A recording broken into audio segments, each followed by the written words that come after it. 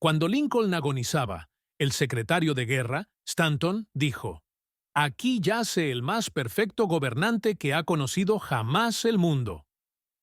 ¿Cuál era el secreto de los triunfos de Lincoln en su trato con las personas? ¿Se dedicaba a criticarlos? Pues sí. Cuando joven, en el valle Pigeon Creek, de Indiana, no solamente criticaba, sino que escribía cartas y poemas para burlarse de los demás, y los dejaba en los caminos campestres, en la seguridad de que alguien los encontraría. Una de esas cartas despertó resentimiento que duraron toda una generación. Aún después de empezar a practicar leyes como abogado en Springfield, Illinois, Lincoln atacaba abiertamente a sus rivales, en cartas que publicaban los periódicos, pero se excedió. En el otoño de 1842 se burló de un político irlandés vano y batallador que se llamaba James Shields. Lincoln lo censuró crudamente en una carta anónima públicamente en Springfield Journal. El pueblo entero estalló en carcajadas. Shields, sensitivo y orgulloso, hirvió de indignación. Descubrió quién había escrito la carta, saltó en su caballo, buscó a Lincoln y lo desafió a duelo. Lincoln no quería pelear. Se oponía a los duelos, pero no pudo evitarlo sin menoscabo para su honor. Tuvo la elección de las armas. Como tenía brazos muy largos, escogió sables de caballería, tomó lecciones de esgrima de un militar de West Point y el día señalado, él y Shields se encontraron en un banco de arena del Mississippi, dispuestos a luchar hasta la muerte. Por fortuna, a último momento, intervinieron los padrinos y evitaron el duelo. Ese fue el incidente más significativo en la vida de Lincoln. Resultó para él una lección de valor incalculable en el arte de tratar con los demás. Nunca volvió a escribir una carta insultante. Nunca volvió a burlarse del prójimo. Y desde entonces casi nunca criticó a los demás. Una vez tras otra durante la Guerra Civil, Lincoln puso un nuevo general al frente del ejército del Potomac, y cada uno de su turno, McClellan, Pope, Burnside, Hooker, Meade, cometió algún trágico error e hizo que Lincoln recorriera a su despacho a grandes pasos, presa de la desesperación. Media nación censuraba acremente a estos generales incompetentes, pero Lincoln, sin malicia para nadie, con caridad para todos, conservaba la calma. Una de sus máximas favoritas era: «No juzgues si no quieres ser juzgado». Y cuando la señora de Lincoln y otras personas hablaban duramente de la gente del sur de los Estados Unidos, Lincoln respondía: «No los censuréis. Son tales como seríamos nosotros en circunstancias similares». Pero si un hombre ha tenido alguna vez la ocasión de criticar, ese hombre ha sido Lincoln, a buen seguro. Tomemos un ejemplo. La batalla de Gettysburg se libró en los primeros 3 días de julio de 1863. En la noche del 4 de julio, Lee comenzó su retirada hacia el sur, en tanto que una gran tormenta inundaba de lluvia la tierra. Cuando Lee llegó al Potomac, con su ejército en derrota, encontró un río hinchado, embravecido, imposible de pasar, ante sus tropas, y un ejército unionista victorioso tras ellas. Lee estaba como en una trampa. No podía escapar. Lincoln lo advirtió. Ahí se presentaba como enviada por el cielo, la oportunidad de copar el ejército de Lee y poner término inmediato a la guerra.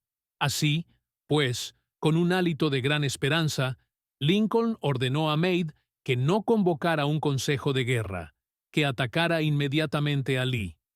Lincoln telegrafió estas órdenes y envió un mensajero especial a Meade para instarlo a la acción instantánea. ¿Qué hizo el general Meade? Exactamente lo contrario de lo que se le decía. Convocó un consejo de guerra, en directa violación de las órdenes de Lincoln. Vaciló. Esperó. Telegrafió todas sus excusas. Se negó rotundamente a atacar a Lee. Por fin bajaron las aguas, y Lee escapó a través del Potomac con todas sus fuerzas. Lincoln estaba furioso. «¿Qué es esto?», gritó a su hijo Robert. ¡Gran Dios! ¿Qué es esto? Los teníamos al alcance de las manos, solo teníamos que estirarlas para que cayeran en nuestro poder, y sin embargo, nada de lo que dije o hice logró que el ejército avanzara. En esas circunstancias, cualquier general podría haber vencido a Lee. Si yo hubiera ido, yo mismo lo podría haber derrotado. Con acerbo desencanto, Lincoln se sentó a escribir esta carta a Meade. Y recuérdese que en este periodo de su vida era sumamente conservador y remiso en su fraseología. De modo que esta carta, escrita por Lincoln en 1863, equivalía al reproche más severo. Mi querido general, no creo que comprenda usted la magnitud de la desgracia que representa la retirada de Lee. Estaba a nuestro alcance, y su captura hubiera significado, en unión con nuestros otros triunfos recientes, el fin de la guerra. Ahora, la guerra se prolongará indefinidamente. Si usted no consiguió atacar con fortuna a Lee el lunes último, ¿cómo logrará hacerlo ahora al sur del río, cuando solo puede llevar consigo unos pocos hombres, no más de los 2/3 de la fuerza de que disponía entonces? Sería irrazonable esperar, y yo no lo espero, que ahora pueda usted lograr mucho. Su mejor oportunidad ha desaparecido y estoy muy angustiado a causa de ello. ¿Qué habrá hecho Meade al leer esta carta? Meade no vio jamás esta carta. Lincoln no la despachó. Fue hallada entre los papeles de Lincoln después de su muerte. Creo que después de escribirla, Lincoln miró por la ventana y se dijo: «Un momento. Tal vez no debiera ser tan precipitado. Me es muy fácil, aquí sentado en la quietud de la Casa Blanca, ordenar a Meade que ataque. Pero si hubiese estado en Gettysburg y hubiese visto tanta sangre como ha visto Meade en la última semana, y si mis oídos hubiesen sido honrados por los clamores, los gritos de los heridos y moribundos, quizá no habría tenido tantas ansias de atacar. Si yo tuviese el tímido temperamento de Meade, quizá habría hecho lo mismo que él. De todos modos, es agua que ya ha pasado bajo el puente. Si envío esta carta, calmaré mis sentimientos, pero haré que Meade trate de justificar sus actos.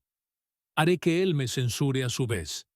Despertaré resquemores, disminuiré su utilidad futura como comandante y lo llevaré acaso a renunciar al ejército». Y Lincoln dejó a un lado la carta, porque por amarga experiencia había aprendido que las críticas y reproches acerbos son casi siempre inútiles. Theodore Roosevelt ha dicho que cuando, como presidente, se veía ante algún grave problema, solía reclinarse en su sillón y mirar un gran cuadro de Lincoln que había sobre su escritorio en la Casa Blanca, y preguntarse entonces, ¿qué haría Lincoln si se viera en mi lugar? ¿Cómo resolvería este problema? La próxima vez que sintamos la tentación de reprocharle algo a alguien, saquemos un billete de $5 del bolsillo, miremos el retrato de Lincoln y preguntemos, ¿cómo resolvería Lincoln este problema si estuviera en mi lugar? Recuerda vibrar muy alto. Nuestro propósito es que usted descubra, desarrolle y aproveche esos poderes latentes que no emplea. Hasta la próxima.